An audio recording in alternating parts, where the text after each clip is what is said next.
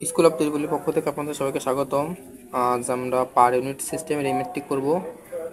এই ম্যাথটি বিপিডিবি এবং একই সঙ্গে ডিপিডিসিতে আসছিল। তো প্রশ্ন বলা আছে the three phase power and line to line rating of the electric power system in figure are given below. দেখতে পাচ্ছি এখানে একটা জেনারেটর আছে, একটা ট্রান্সফরমার আছে, এটা একটা লাইন, ট্রান্সমিশন লাইন, এবং ট্রান্সমিশন লাইনের শেষ প্রান্তে একটি ট্রান্সফরমার আছে যেটাকে T2 দ্বারা রিপ্রেজেন্ট করা আছে, এবং ট্রান্সফরমার শেষে আরেকটি মোটর আছে, এটা বা লোড বা যাই হোক না কেন একটা মোটর আছে। তো এখানে এদের প্রত্যেকটা রেটিং দেওয়া আছে। যেমন এখানে যদি আমরা লক্ষ্য করি, এখানে জি দ্বারা জেনারেটরকে বোঝাচ্ছে, T1 দ্বারা ট্রান্সফরমার 1টাকে বোঝানো হচ্ছে, T2 দ্বারা ট্রান্সফরমার 2, এম দ্বারা মোটরটাকে বোঝানো হচ্ছে, এবং এখানে যে লাইনটা আছে ট্রান্সমিশন লাইন সেখানকার রেটিং দেওয়া আছে। তো বলেছে draw the impedance diagram showing all impedance in per unit. তার মানে আমাদের এই চিত্রটা সাপেক্ষে ইম্পিডেন্স ডায়াগ্রাম অঙ্কন করতে হবে পার ইউনিট ভ্যালুতে, এবং যেখানে বলা আছে বেস ভ্যালু ধরতে বলা হয়েছে 100 MVA এবং 20 kV as the voltage base for generator. তার মানে জেনারেটর সাইডের এটাকে বেস ভ্যালু ধরতে বলা হয়েছে 20 kV এবং 100 MVA। তো আমরা ফার্স্ট অফ অল বেস ভ্যালুটাকে ধরে নেই। এখানে যেহেতু MVA বেস ধরতে বলা হয়েছে 100 এবং KV বেস ধরতে বলা হয়েছে 20, তার মানে এখানে আমরা লিখতে পারি MVA বেস ইকুয়াল 100 এবং KV বেস ইকুয়াল 20 kV। তার মানে বেস ভ্যালুটা কিন্তু পরিবর্তনশীল। এখন এই 20 kV দেখেন, এটা জেনারেটর ছিল, জেনারেটর সাইডে ছিল 20 kV, তার মানে 20 kV ছিল জেনারেটর এখানে 20 kV, এবং জেনারেটরের যে রিঅ্যাকট্যান্সটা দেওয়া আছে পার্সেন্টেজে দেওয়া আছে x ইকুয়াল 9%। তো আমরা পার ইউনিটের ফর্মুলাটা লিখে নেই, তাহলে আমাদের ম্যাথ করতে সুবিধা হবে।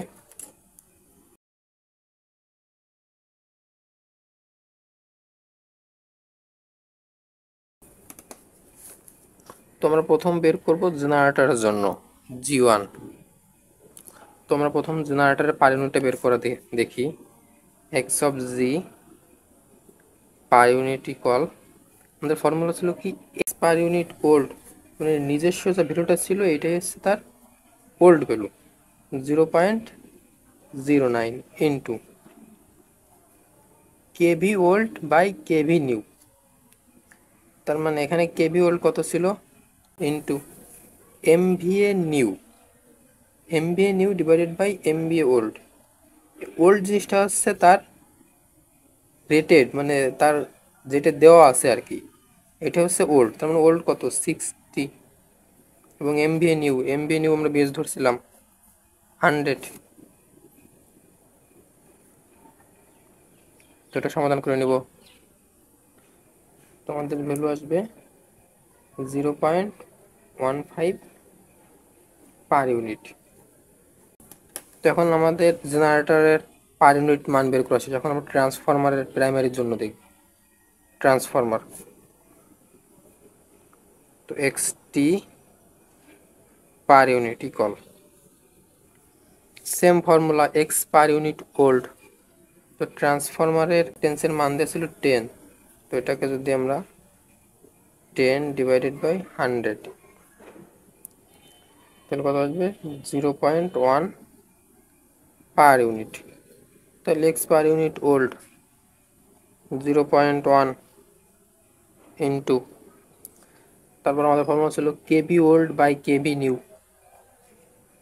তো কেবি ওল্ড, ট্রান্সফরমারের কেবি ওল্ড কত ছিল 20। এখন আমাদের আছে MVA new by MVA old. তোমরা এখন ট্রান্সফরমারেরটার দিকে লক্ষ্য করি, ট্রান্সফরমারের এমভিএ ওল্ড যেটা রেটেড দেওয়া আছে সেটাই হচ্ছে তার ওল্ড ভ্যালু, তার মানে 50, এবং আমরা যেটাকে বেস ধরছিলাম ওটা হচ্ছে নিউ, কত 100। তো এটা সমাধান করে নিব। আমাদের ভ্যালু আসবে টু পার ইউনিট। তো এখন আমরা ট্রান্সফরমার পার ইউনিটটা বের করছি। এখন আমরা ট্রান্সফরমার ওয়ানের জন্য শেষ। ট্রান্সফরমার ওয়ান, এখন আমরা দেখবো ট্রান্সমিশন লাইন। তো ট্রান্সমিশন লাইনের মান দেওয়া আছে 120 প্লাস জে 200 ওহম। তার মানে এখানে যে ভ্যালুটা দেওয়া আছে এটা আছে অ্যাকচুয়াল ভ্যালুতে। তার মানে এখানে যদি আমরা লিখি জেড লাইন পার ইউনিট, মানে যেহেতু অ্যাকচুয়াল ভ্যালুতে দেওয়া আছে তার মানে আমরা সহজে লিখতে পারি actual divided by base value. তার মানে অ্যাকচুয়াল ভ্যালু মানে এখানে দেওয়া আছে 120 প্লাস জে 200। এখন বেস ভ্যালু মানে কি, কেবি বেস তার square divided by MBA base. এখানে কেবি বেস কত ছিল, এখানে 200। আমরা লিখতে পারি 200 square divided by MBA base. তো এমবিএ বেস তোমাদের প্রশ্নে দেওয়াই আছে 100। তো 2.3 প্লাস জে 0.5। ওকে, তেমন ট্রান্সমিশন লাইনের জন্য শেষ। এখন আমাদের ট্রান্সফরমার টুর জন্য বের করবো আমরা। তো ট্রান্সফরমার টুর রিয়াক্টেন্সের মানটা দেওয়া আছে এক্স ইকুয়াল, যদি প্রশ্ন একটু দেখি, ট্রান্সফরমার টুর জন্য দেওয়া আছে 10%। তার মানে এটা পার্সেন্টেজে দেওয়া আছে। পার্সেন্টেজে দেওয়া থাকলে আমরা এই ফর্মুলাটা ইউজ করতে পারবো। এখানে যদি আমরা লিখে নিই xt2 পার ইউনিট ইকুয়াল, ফর্মুলাটা একটু লিখে নিচ্ছি আমরা, X per unit old into KV old divided by KV new তার square into MVA new divided by MVA old. তো এখান থেকে আমরা হিসাব করি ট্রান্সফরমার টু, তার মানে এটা আমরা হিসাব করতেছি। রিঅ্যাকট্যান্সের মান দেওয়া আছে 10%, তাহলে X equal 10 divided by 100, 0.1 per unit. তার মানে এক্স পার ইউনিট ওল্ড কত, 0.1 into KV old transformer two, এর যে ট্রান্সফরমার টু। তো এখানে ট্রান্সফরমার টুর জন্য রেটিং দেওয়া ছিল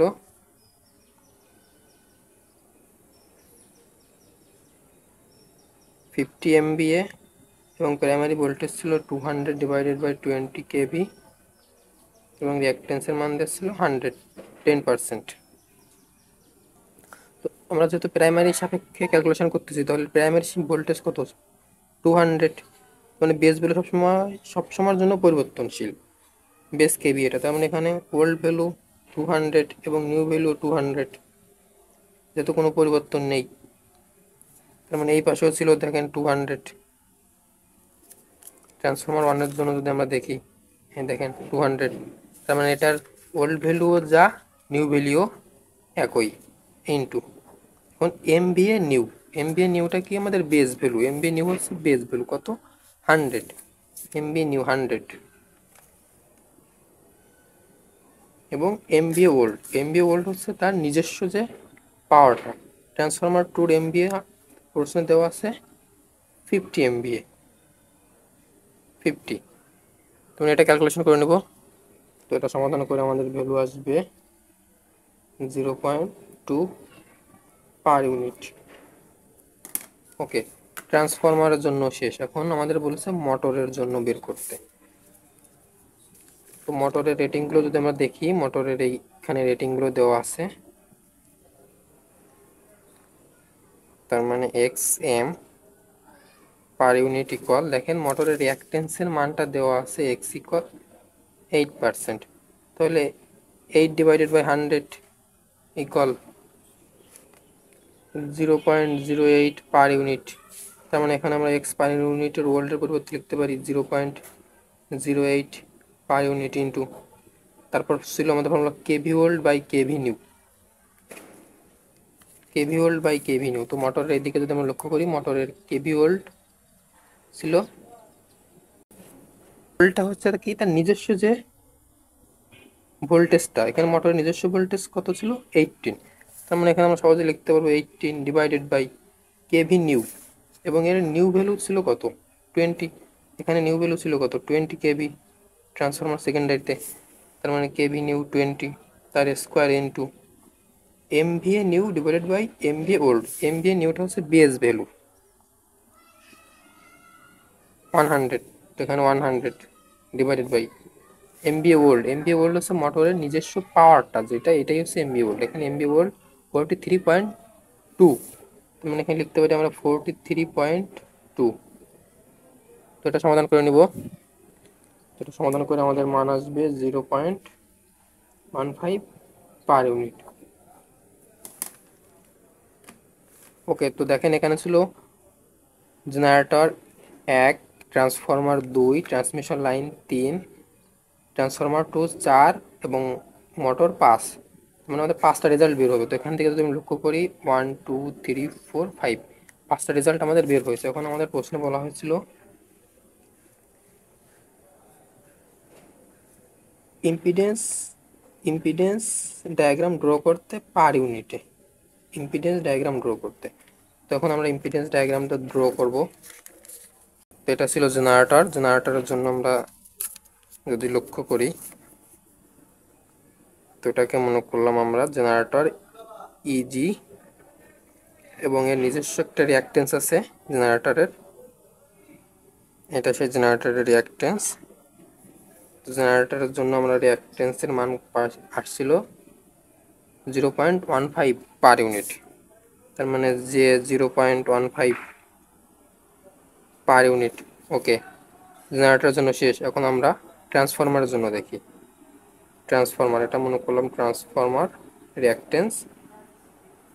ট্রান্সফরমারের আমাদের ভ্যালু আসছিল T1 0.2 পার ইউনিট, তার মানে যে 0.2। ট্রান্সফরমার 2 গেল।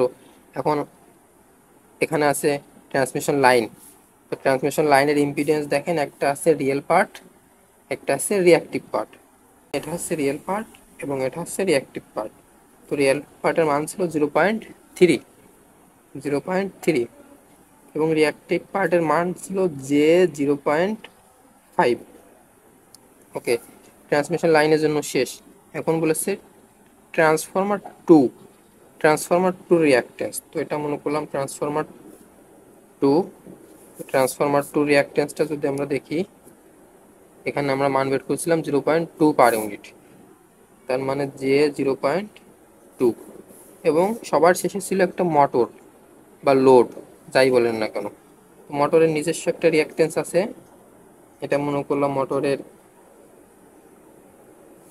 রিঅ্যাকটেন্স, এবং এখানে ছিল মোটরটা ই অফ এম। মোটরের পার ইউনিটের মান আসছিল যে 0.15। তো এটাই ছিল আমাদের আজকের সমাধান। ভিডিওটি ভালো লাগলে একটি লাইক দিবেন এবং নতুন নতুন ভিডিও পেতে আমাদের চ্যানেলটি সাবস্ক্রাইব করে রাখবেন। ধন্যবাদ সবাইকে।